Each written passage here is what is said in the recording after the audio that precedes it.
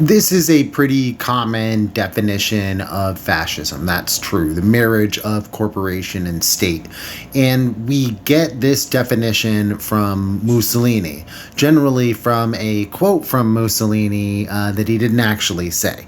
But that doesn't really matter. If you read Mussolini's autobiography and the book, the piece, I think it's called The Shock Doctrine, he does talk a lot about fascism and corporations. It's a thing. It's a whole theme. That is true. However, the way that I see it, that is a characteristic of fascism. It's not the definition of fascism.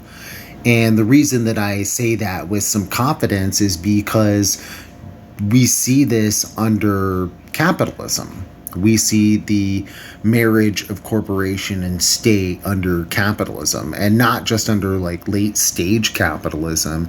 You see this as just a natural symbiotic relationship between the two entities, between corporations and the state.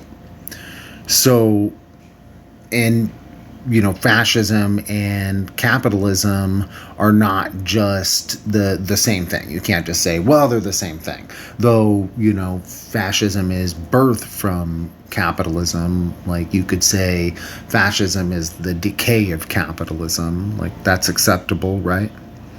But the definition that I like is Georgi Dimitrov's. This is the United Front. You can find this on Marxist.org, free to read online. It's called The Fascist Offensive and the Tasks of the Communist International and the Struggle of the Working Class Against Fascism. Or in paper book, it's The United Front.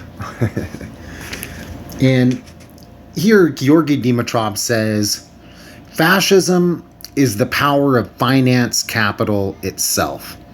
It is the organization of terrorist vengeance against the working class and the revolutionary section of the peasantry and intelligentsia.